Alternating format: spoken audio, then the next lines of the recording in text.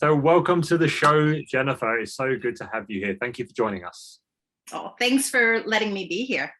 No problem. You're welcome. So before we kind of really go deep into what you're doing, or what you're doing at the moment, is let our listeners know a bit more about you. So like, what's your story? What's your background? Tell us a little bit about you. Yeah, sure. So I'm American, but I've been living abroad for 21 years, which just is shocking because that was never the plan, but that's kind of how life ended up.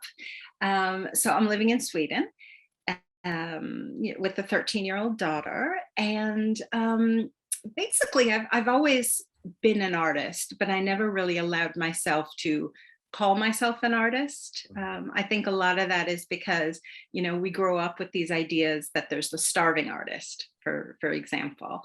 And recently there's been a lot of, I've always struggled with my mental health. And a few years ago, I had something, kind of major happen in my life. And I decided at that point to kind of combine my art with my mental health struggles. And since that point, I've just kind of been on my soapbox. I won't get off of it. I'm talking about, the connection between the two nonstop. And that's just my passion and my driving force in life. So, yeah. I love that so much. So this resonates with me a lot because like we were speaking about before and for our listeners who may not know this, a few years ago, I just suddenly started to get this urge to paint.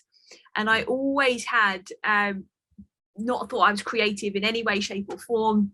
Didn't have any creative hobbies. I remember in hindsight, back to school days when my art teacher, when I was choosing my options and my subjects to continue with, I was interested in doing art. And she said to me, like, no, she was like, that's not a good idea. In small print, you suck, right? That's how I took it. So I went off into kind of that sports world and kind of PE and all that side of things. And I don't recall picking up a pencil, a paintbrush since then. So I'm talking like 20-25 years. And then a few years ago this urge comes, right? And I had no idea what I was going to paint, what I was going to do, but I went to the art store and just bought all of this stuff that just I was drawn to, and that was it. I just started to paint. And what was really interesting to me is the things that were coming out. And I was like, what does that mean? Where does that come from? And it was only then I would say in the last kind of 12 months or so that I really started to dive deeper into, okay, what could these be symbolizing for me? And actually started to use it as part of my own healing journey. So I would love for you, Jennifer, to just share a little bit more about this connection between art and mental health and the way you see it. Yeah, absolutely. But before I do that, I just wanted to comment on one thing. The story you're telling about the art teacher telling you, no, don't do that. I hear that probably every day from somebody. And I mean, it was the same for me. I had an art teacher. She didn't say I was bad, but she never commented on mine, whereas she commented on everybody else's. And so I internalized the feeling I'm not good enough. She doesn't even notice what I do. And funnily enough, years later, she became really good friends with my mom, and she didn't even remember me.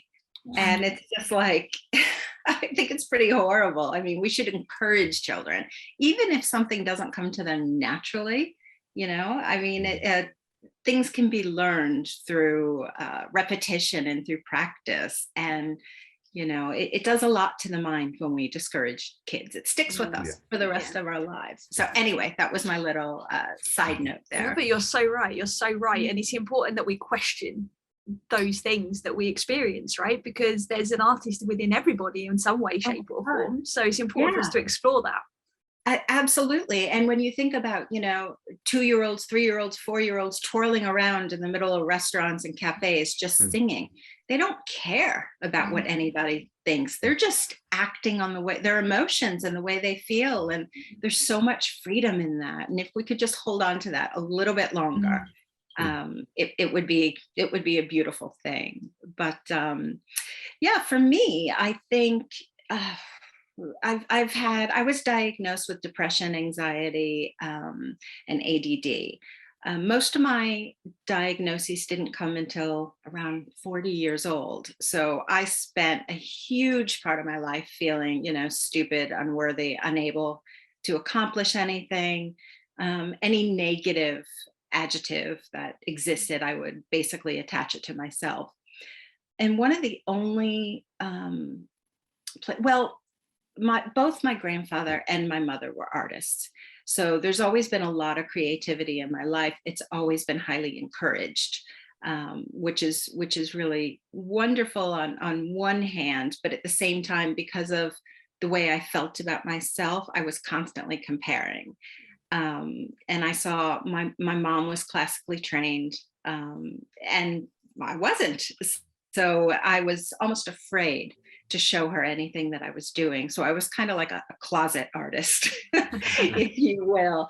And I started to notice when I was going through these bouts of depression, that I wasn't creating art. And then suddenly it just kind of like clicked that when I am creating art on a daily basis, and it doesn't necessarily have to be drawing or painting. It could be, writing stories or playing music or dancing or anything that lets that creativity flow. I was automatically feeling better. And there was a very, very obvious connection to me. And it's something I noticed with my friends. It's something I've noticed with children as well. And, reading a little bit up on it, because it becomes very, very interesting. You notice how the serotonin levels raise, the dopamine is released, stressors go down. It's a very clear connection that I think more people need to tap into to help their mental health. Absolutely. That's finding that way to be able to express yourself is so vital. For me, I never used to express myself. Well, I did, but in a very unhealthy way. And it wasn't for me, like music. I like music. I play guitar, so I love that. And that makes me feel when I'm playing it. It makes me feel calm, makes me feel relaxed, feel good in learning it. And I think kind of tapping into anything that helps you to express yourself in a healthy way. Like you said, kids are very good at it. We're born to be able to express, but we're conditioned out of it as we grow older, saying that it's not okay to express yourself. So I think it's like getting back to that childlike manner of being able to, it's okay to express yourself. It's okay for whatever means is good for you, whether that is painting, whether that's playing music, whether that's singing, dancing, right. whatever it is. It's vital to find whatever you kind of connect with. So I'd love to know from like your opinion is on why do you think it is so important to express ourselves, or to find a way to express? What do you think will happen if we continue not expressing? Oh gosh. I mean, if you look at the world, the levels of stress, anxiety, burnout, I think it's more than just expressing yourself. It's the whole taking time for ourselves and taking care of ourselves, and taking care of our minds is just as important as taking care of our bodies. I mean, it's a part of us. And I don't think that medicine in general views it, or the medical systems around the world really view it that way. But if you're not releasing this information, these emotions and these feelings, you just internalize them, and at some point you just explode. It becomes too much. So yeah, definitely. Absolutely. I can definitely resonate with that. I mean, one of the reasons that I found it so useful is because I've always struggled to articulate how I feel. So I would always be the classic person that somebody asked me how I am. I'm like, yeah, I'm good, I'm fine, I'm okay. And I wouldn't even know. There was a time where I couldn't even associate with what emotion was what. Like I had no idea. I knew what it could look like. I knew that sad equals crying, right? That's what I thought, even though that's not even necessarily the truth now, right? Sad can look like many different things. But what I realized was when I did start to lean into my creativity, I was able to then start to articulate it. When I started to think, okay, well, why did I do that? Why did I paint that? Where did that come from? I was like, oh, okay, well, maybe it's because I have been neglecting taking care of myself. Maybe it is an old memory that's coming up and is coming out. And that's been like following breadcrumbs for me to be able to actually process emotions and to process the mechanics of my mental health. Because like you said, you know, if we get physically injured, there's a protocol, right? There's like, we know that it's going to take X amount of time to heal, or this medication is going to do this, or, you know, we get that our body's going to heal itself one way or another with whatever protocol we have. But when it comes to those mental processes, mental healing, mental health even, it's hard to see that, right? Because it's not tangible. And I think one of the beautiful things about leaning into creativity, and obviously specifically we're talking a bit more about art here, like we said, whether it's musical, painting, whatever, writing, it is a process. It is almost like a form of medicine, right? Yeah, absolutely. It's like it's the journey, it's the healing journey equivalent, I believe. Yeah, absolutely. And for me, I always say there's three different things that kind of keep me in check. And of course, you know, if you're just creating art or being creative, that is not a cure-all. I mean, there's definitely other things that you need to take into consideration. But for me, on a daily basis, for the most part, I have to take my medication, I have to make art, and I have to meditate. And those are the three things in combination. It's kind of like my mental health cocktail. Nice. If any of those things are missing, then I just feel off.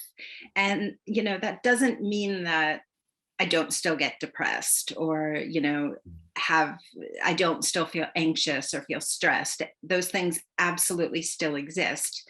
It's just a matter of kind of keeping them in check by knowing what things I need to do. Yeah. You know, definitely. In order to get there. And that's one of the reasons why we wanted to invite you on to the show to have this conversation, is because that there are so many ways that we can help to reduce stress, anxiety, depression, and just help to like you said, is boost that dopamine, boost those endorphins, and really make sure that we're giving ourselves a chance, right, when it comes to our mental well-being. And art is one of those ways, isn't it? So I love the fact that you've said there is a combination of all three. So I'm curious to know a little bit more about daily, because for me, like my artistic nature comes out often when it needs to, right? As in, like, when I'm in a point where it's like, okay, something's bubbling up here, perhaps there's some art time needed. But so I don't do it daily. Obviously I have other practices that I do daily, but so I'm curious to know for you, why is daily so important? Gosh, I don't know that it's important for everybody to do it daily. It is for me. And I think it's just a matter of figuring out what works best for you. And doing something daily for me doesn't necessarily mean, you know, I'm going to grab a canvas, like, you know, like the painting is behind me. Doesn't necessarily mean that at all.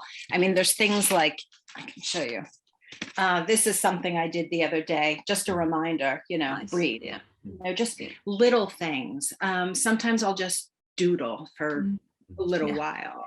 It's just different things, different creative expression, using my hands, and just getting something visual that I can see onto a piece of paper, into a journal, onto a canvas. But I mean, I know a lot of artists that you know, struggle with mental health, or, you know, people in general that struggle with their mental health, and they don't necessarily do it daily. They just find what they need and what works for them, and it works. It helps. Yeah. And I think it's really important what you said there, is that it's not always about grabbing a canvas, right? Sometimes it's something a bit smaller, because doodling is not like you're making a piece for an art gallery, you know. It's because that's the thing. There's another obviously misconception, is that to be artistic you need to be good at it. Right? You should see some of the stuff I've done. It's like, you know, what is it, right? And it's not necessarily, you know, Van Gogh or anything like that, but it's something that's resemblant of what we're going through, right? And it doesn't matter whether it's good or not. And I think it's really important to recognize that, because not being good enough, like we said at the beginning, could sometimes stop people from even trying, can't it? Absolutely. And I on my Instagram channel, I do lives all the time where I'm creating art.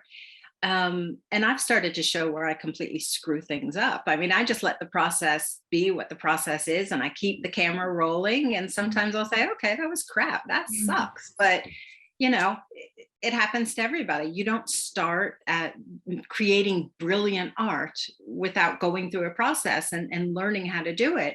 And even when you know exactly what you want to do, you can still make crap. And, you know, that's okay. Yeah.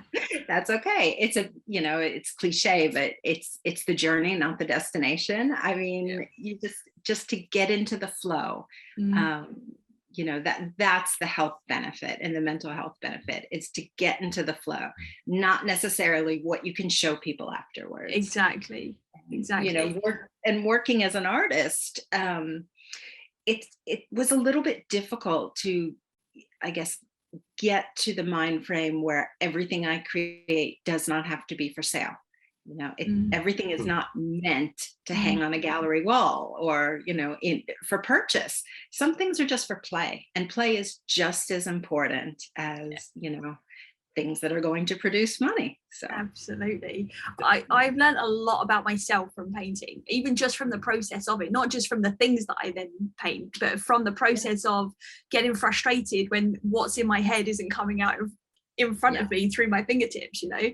And it's like, whoa, sure, like, and then I have to have a word with myself, like, what is going on here? Like you said, like, this is just play, this is fun, this is expression. Like, what other ways can you adapt to this and do what it is you want to do and still kind of have that same impact? So I'm curious to know, what have you learned about yourself through your own journey? Oh gosh,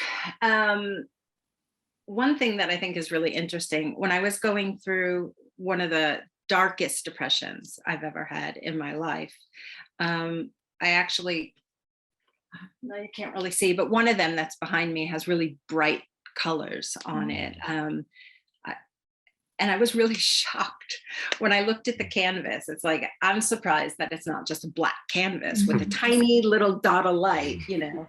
And then I started really thinking about it, and this is going to sound like ridiculous and woo or whatever, but I felt like my soul was dying to get to this happy, bright place. And that's kind of like, that's what I had to learn. I'm not stuck in this dark, or I might feel like I'm stuck in this dark place. That's where I'm aiming to go. There's something out there to look forward to. So when I looked back at the canvas and I understood that, I realized, you know, all hope is not lost. You know, there's still happiness inside of me somewhere. And that really shocked me. Absolutely shocked me. That's beautiful. Like, that's not woo-woo at all. No. Like that's beautiful. Exactly. Your soul is light. It's constantly light.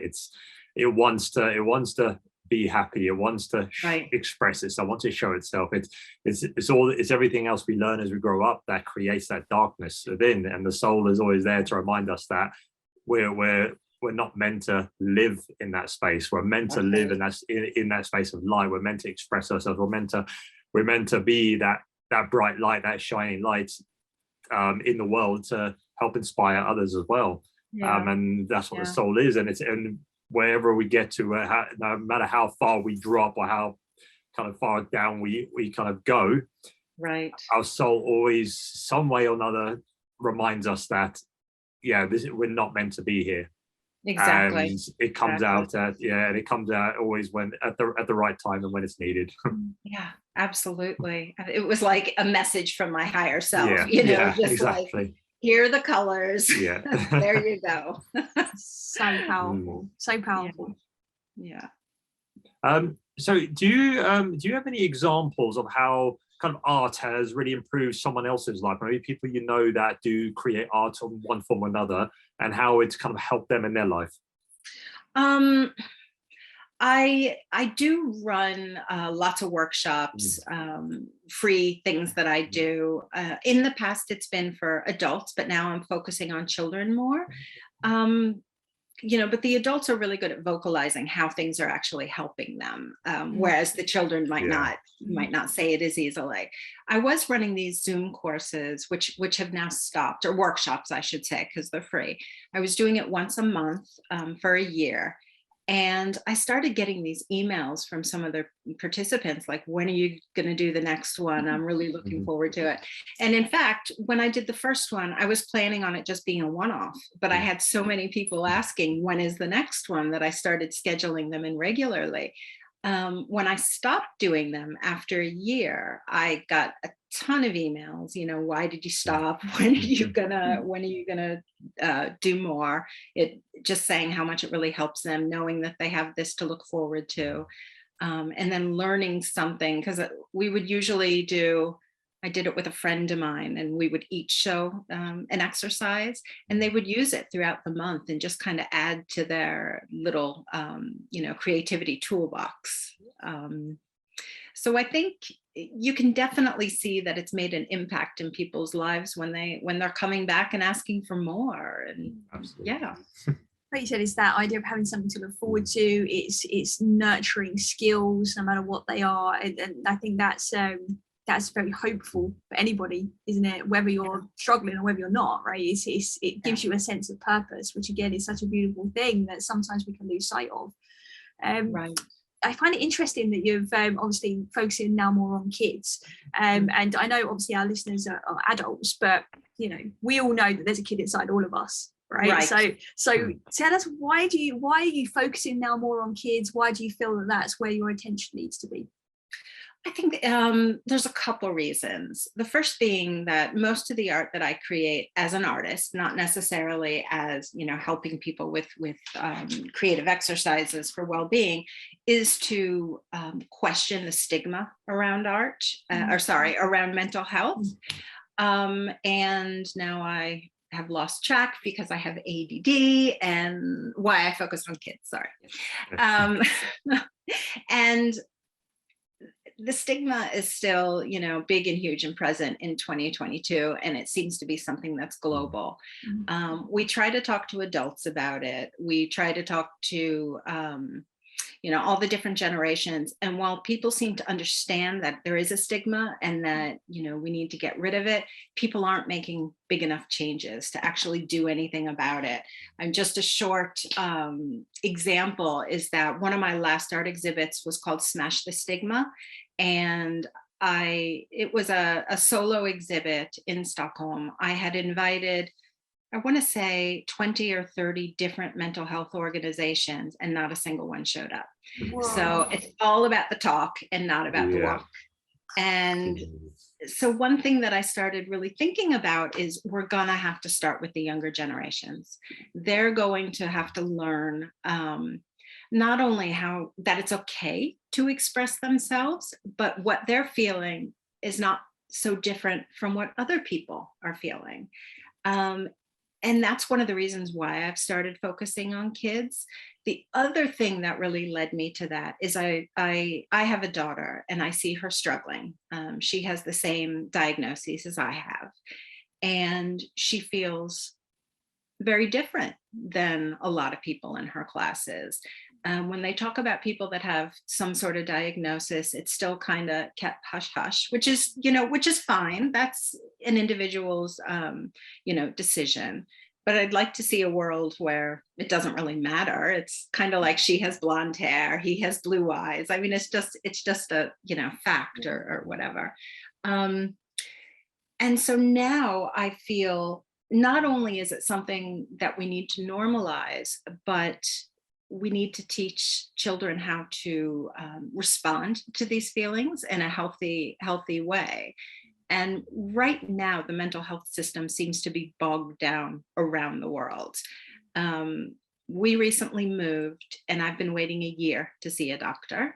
And I've run into a lot of problems because, I have diagnoses, I take medication, and moving to a new town means that I no longer have access to my old doctor, which meant in the beginning I couldn't get my medication, which results in me being suicidal. And I mean, it's a downward spiral. And when you see the kids that are suffering, and my daughter's been waiting for help for 3 years, and it's just absolutely disgusting. And I've started talking to lots of people online that have children, and they're in the same situation. Kids are suffering, parents are feeling helpless, like there's nothing they could do. So I started a group that's running currently. It's for parents of kids of any age, and I teach the parents different creative exercises that are more based on children rather than adults. And the idea is that you know, if the kids are suffering, regardless of whether they have a diagnosis or not, but stress, anxiety, overwhelm, depression, whatever it is, parents can learn these creative exercises and then take them to their kids, spend some time together. You know, I like to call it, have a create date with your kid, you know, and just watch how your child relaxes and gets into flow. And even though, you know, it's not going to solve any problems, they're going to stop the art and still be overwhelmed, depressed, you know, a couple hours later. At least for that time that you're sitting at that kitchen table and doing it together, they're in a better place. So, you know, they're the next generations. They're the ones that are going to change things. And I think it's so important that they feel supported. And if you just normalize all of it. Yeah. I love the create date as well, because not only is it a form of expression, they're learning, and like you said, just for even in just those couple of hours, if they're feeling more grounded and more resourceful and their nervous system is calmer as well. Absolutely. You're starting to flex a muscle there, right? They're starting to learn what it could feel like if they lean into those kind of activities more and more, whether that be art, whether that be meditation, whatever. It's at least showing them that that's an option. And also the connection and the connecting point there. I love the fact that you involve the parent in it, because that's so powerful on its own, isn't it? Just that fact that the parent is taking that time to be fully present and to really own that. That's super powerful. Exactly. Yeah, I think so too. And I know how easy as a parent it is to just hand our kids an iPad or, you know, whatever, and they'll get that hit of dopamine, you know, sitting in front of the screen, but there's other ways to do it. And, you know, when you're interacting with your kid, it's not only fantastic and you get that, you know, they feel seen, but you get that one-on-one bonding time that is not, it's a calm time rather than, you know, fighting with your child all the time because of the emotions that they're having. You know, when I see my daughter upset and screaming and anxious, my initial reaction is to match it. You know, I try to remain calm, but I've got my own mental health issues going on. So it triggers me. So spending time together, doing something where we can both relax and come down is, it's like one of the greatest things in the world. Beautiful. I love what you're doing. I love what you're doing in the world. And I love that you're kind of taking matters into your own hands as well. And I think that I think it needs to be the future. I think it is the future, isn't it? I think we're gradually learning that we need to start to own what we can own and what we can control for ourselves than put in so much authority into external things. I know it's necessary when it comes to things like medication and things like that, and it is important. But there still are things that we can do, right? And there are things that we can lean into, and you're being a real shining example of that for the people that you're working with and for people that are listening to this episode and for what you put out on social media and everything that you're doing, because you really are leading from the front. And I think that is so, so important, especially with the challenges that you face as well on a daily basis. And I think it takes something incredibly special to struggle and suffer and still show up and be a force for good. So kudos to you, and thank you so much for everything that you're doing. Thank you. And I mean, there are days that I feel like I don't know if I can curse or not. You can, it's fine. It's an adult podcast.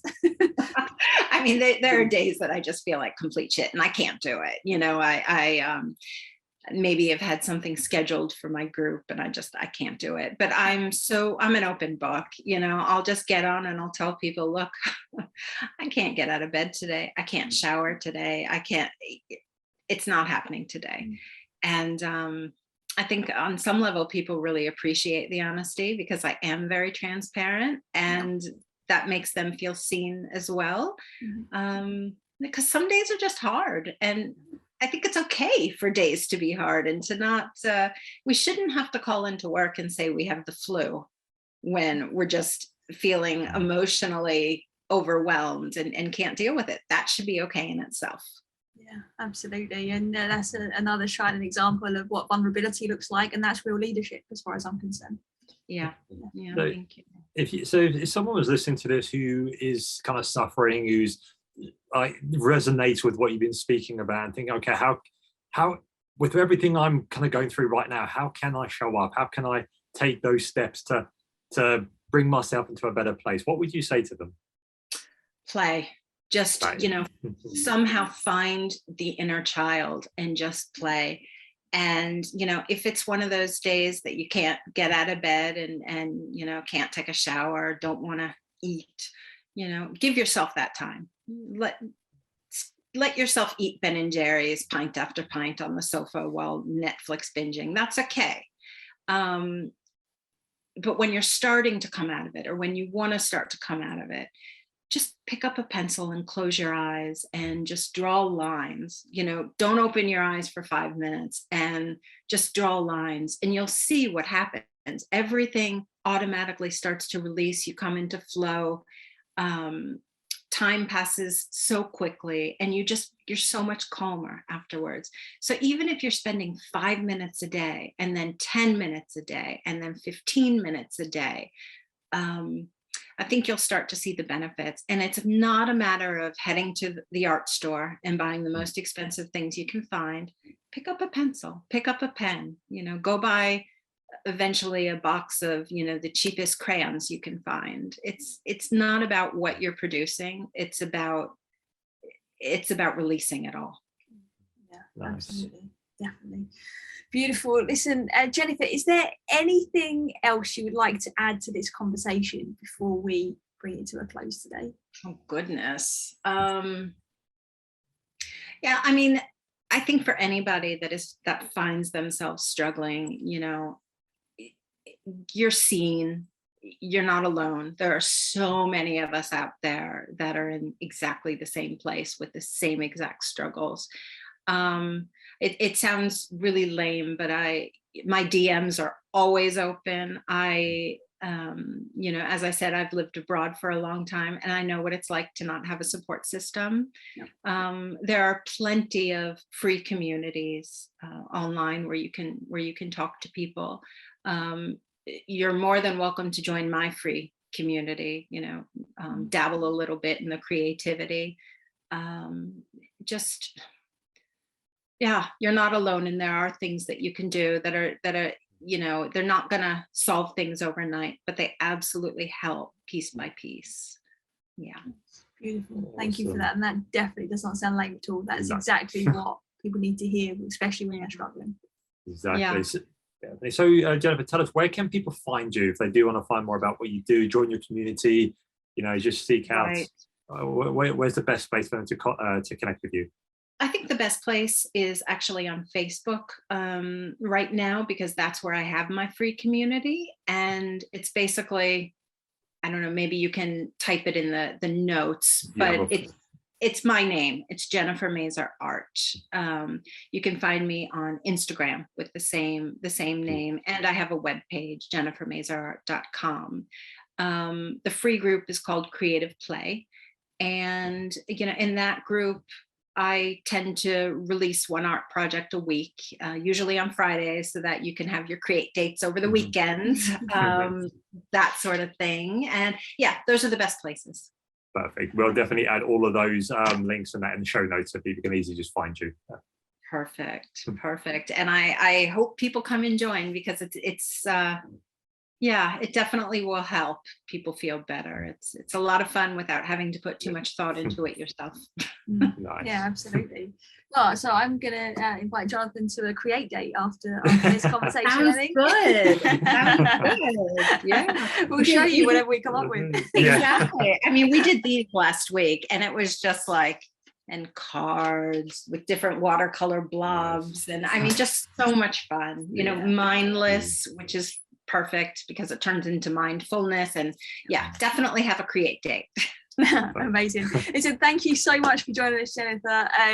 I'm sure our paths will continue to cross moving forwards. I'm going to come and jump into your creative play group. That's do that. Absolutely, definitely. But thank you. Thank you so much. Thank you guys so much. I'm so grateful. I really appreciate it.